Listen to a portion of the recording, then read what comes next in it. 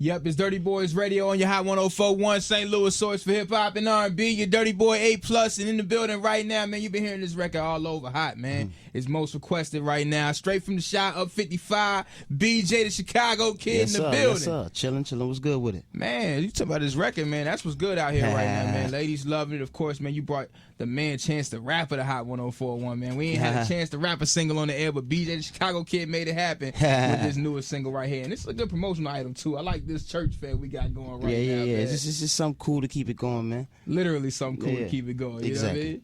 Representing, of course, Chicago. But you've been on the West Side for a minute, man. I remember, I'm from Virginia. My dude, my OG, Lonnie B, the heavy hitter out there, been one of your biggest supporters. You know what I'm saying? Like, ever since, I believe, the Impossible record. With, off the soundtrack. Well, yeah, right. So he definitely been putting me up on you. But definitely moved out to the West Side. And for those who don't know, maybe, this goes along with the church single. You went out to the West Side to become, singer with Mary, doing like some backup singing, right? Yeah, absolutely. That was my beginning, man. That's how I started. I moved from Chicago to pretty much, I had a job waiting for me singing background Mary. That's real. And then I went from that I was with them for a few years. And then I went from Mary to Usher during Confessions and Jamie Foxx and and ended up writing for Mary J. Blige and Music Soul. Just so much that's been going on since then to just give me the knowledge that I have today to pretty much be a successful artist, or at least give my best shot at it, you know what I mean? Most definitely. Like, and I would say, absolutely, the rapper grind is different from a singer-songwriter grind. So what would you say some of the things that you learned and that went along with the growth of your career in the early days? Man, never stop working, number one. Never be afraid to have an idea and try to capitalize on it. You get the idea, it's for you to try to do. There's so many things that I thought of first, so I knew I had the opportunity to do first, and I didn't do it. And you know what I mean? You may see somebody else, maybe not even do it, but do something so close to it, you could seem like you know what I mean, riding off of or whatever the case may be. So it's so many different things. Everybody got different recipes to award-winning dishes, you know what I'm saying? So, now it's time for me to cook up in my restaurant. Come eat with me. Now, would you say, like, being a rapper, which is, like, for some reason now frowned upon collaboration with the whole Meek Drake saga, but, like, when you're a singer-songwriter, if you're in a room full of, like you say, Mary J. the Greats, and you have a big idea, like you were saying just now, you may have to just alley-oop that one to them because you have another one for yourself. I mean, that's how songs are sometimes. Very much so. Some of the songs I still wish, still I would have, but that's at the time, man. We write so many songs and every day. So at any given moment, man, you probably gotta give up some gold, but you gotta keep creating gold. That's the whole purpose. It's the music business. You only got one round of product, then you're gonna be done. Yeah. Straight up. Pretty much. Now you've been collaborating with Top Dawg for quite some time. Of course, we all know one of the most played records on this station was Schoolboy Q and You Studio. That's what's up. That's love. But that wasn't the first. That wasn't the first time you collaborated with TDE. Right. Absolutely. So talk about the relationship. I've been rocking with TDE from I'm not saying the birth of TDE, but since I've known them, I've been knowing them. Early days, very early. When rock was the forefront. first push. Yeah. And I mean, with them in the fam, like Rock is still big brother. That is, Rock is still, Shout out to Rock, man. We got a record that we did for my project, man, too. Yeah, that's my dog. But I've been rocking with them for a minute. I've worked with pretty much everybody over there. The only two I haven't probably worked with is Isaiah Rashad and SZA, but they family, so I'm sure it's soon to come. I'm definitely big fans of Isaiah, man. Isaiah's a beast, bro. Like that little dude, I think he's the future of TDE, man. Yeah. Like that little dude he's the future. Man, Top knows how to nurture artists like very few. Yeah. Shout out to Dave Free too. That's my dog. Like Dave Free is like my brother. Like that's who I'm super even tight with. Like me and Dave talk about all kind of things. Like Dave is a creator, he's a hustler, he's a mental music machine. So he, me and Dave have battles about songs, and we that's the person. He lives and breathes it just like you do. Yeah, and that like when I wanna throw a real idea, I throw it to him like, yo, what you think about this? Or I throw it at Jay White, like, what you think about this?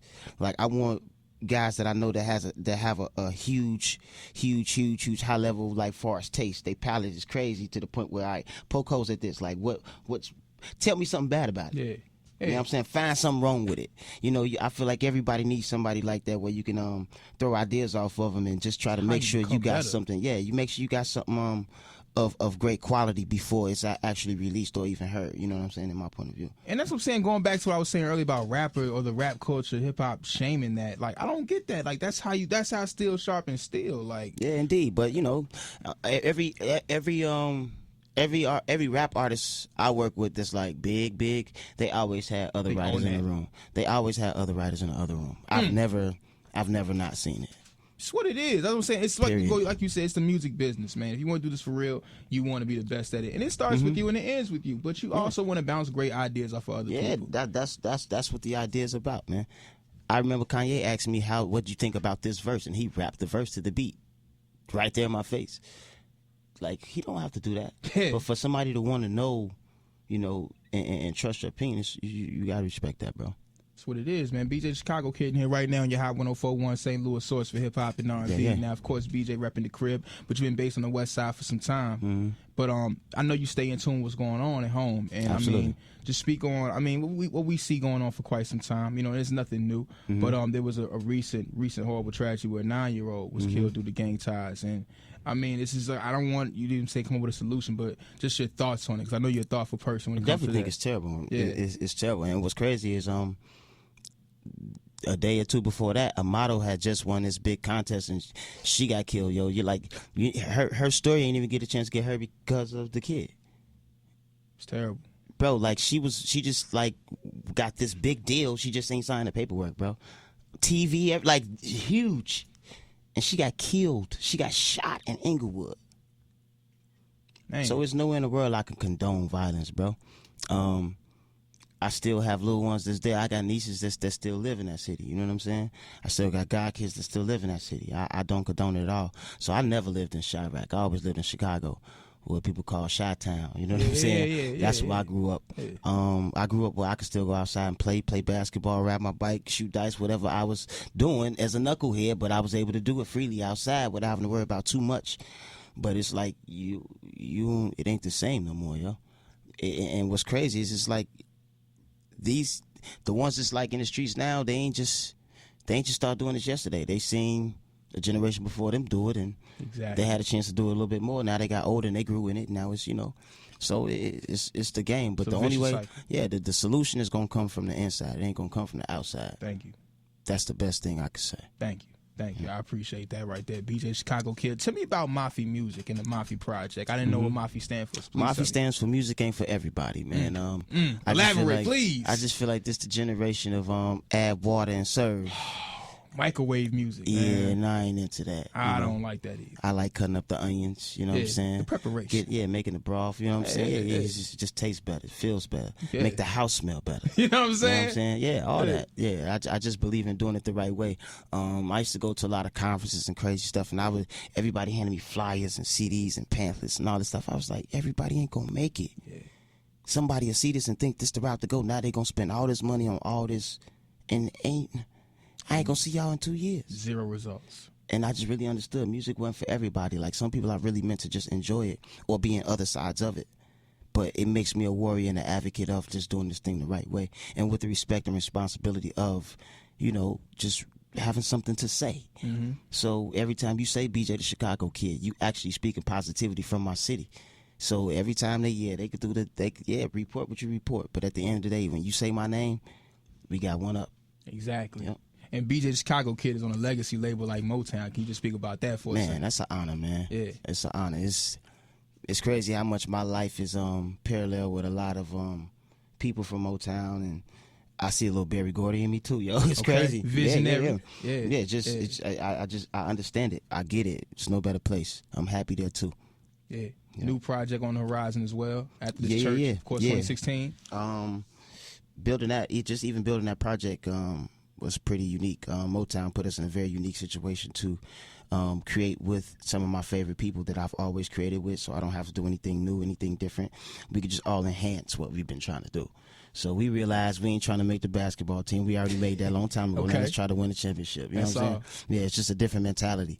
It's one thing knowing you good, and it's another thing like, okay, I know we're the best. Now let's prove it. You know, it's two different mentalities. It's a different aggression. It's a different walk. You breathe deeper.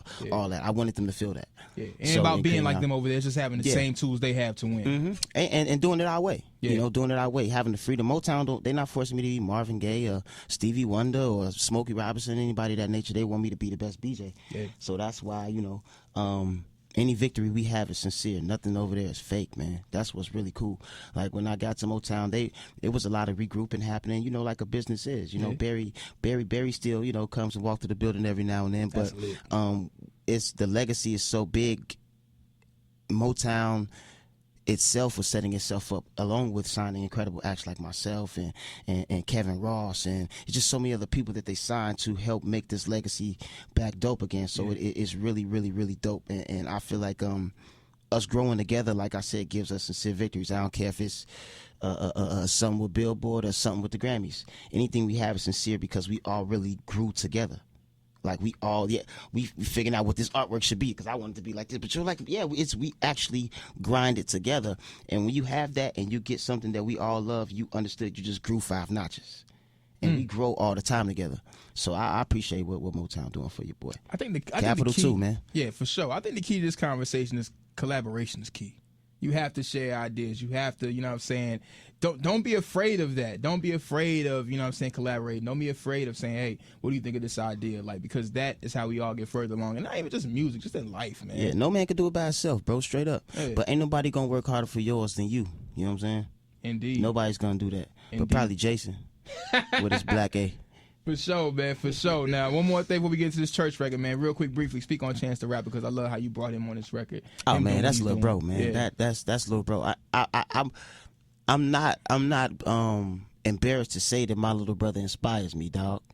That dude is he creative is all outdoors, man. I love his spirit too. I love what he's doing for the city outside of music. I love how he's using the music to get leverage to do more for the city. You know what I mean? But musically, he's a genius, bro. Like a real old man does. You know what I'm saying? Him, Vic Mensa does too. Like we done had conversations like separately. Like I had conversations with Vic Mensa that he on the same thing too. Very, very musically inclined, far beyond rap music. That's why we're able to stretch and have so much fun and experiment with so many different sounds of music because we look at it a certain kind of way. So I got with Mike and Keys for church. You know what I'm saying? They're 2 producers.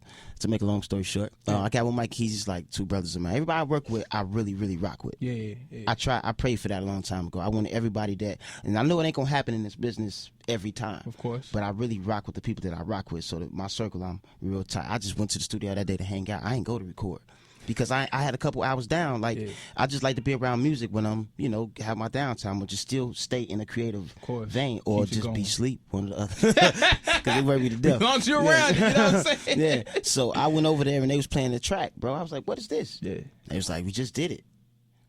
And I heard she said she wanna drink, do something, have sex tonight. But I got church and so they was like, dude, they looked at each other like, go cut it. Like, did you just say that? But go cut it at the same time. It was that kind of reaction. So I went in there and cut it. And while they was tweaking it, I went into the other studio because Nipsey had the other side over there. What? Yeah, so that's like, man, my dog. So I went over there to say what's up because I had just walked in the studio. So I recorded within 10 minutes being in there. I ain't even say hi. So I went around and say what's up to Nip now. So by the time I'm in Nip, I hear them tweaking the beat more to make the vocal cut through. And Buddy walks in the door. So now my vocal ain't playing, but just the beat playing again, right? Buddy walking in like, hopefully we can go to heaven. Ain't heard nothing I said. Vibe. I said, dude, did you hear what you just said? Go listen to what I did. When he heard it, he had to go cut it. So literally, you wasn't even in the same room at the same time. Y'all on the when we wrote the thing, but we were on the same page. And we all go to church, have a huge respect and love for God. And we hang out. So, we have situations that, that makes people understand what this song is really, really, really, really about. And it's just about let's tell you Temptation is never dead, man. But we shot it to Chance the Rapper, man. He did his thing, and now we got church, man. I mean, it's best, like you said. These are things you do on the regular, man. When it's regular and it comes to life like that, those are the best moments, man. We looking forward to more moments like that from BJ the Chicago Kid in the building right now, St. Louis. What's your social, bro? BJ the Chicago Kid, man. The regular spelling, no ebonics, man. No numbers for letters, man. Just BJ the Chicago Kid, straight up. It is, man. We looking forward to great things for you once again, man. We appreciate you pulling up, bro. Man, appreciate y'all for having me, man. Thank you for making it fun, bro. Nah, it's all love, man. Yes, It's Hot sir. 104.1. Let's get to that church in the morning. Let's go.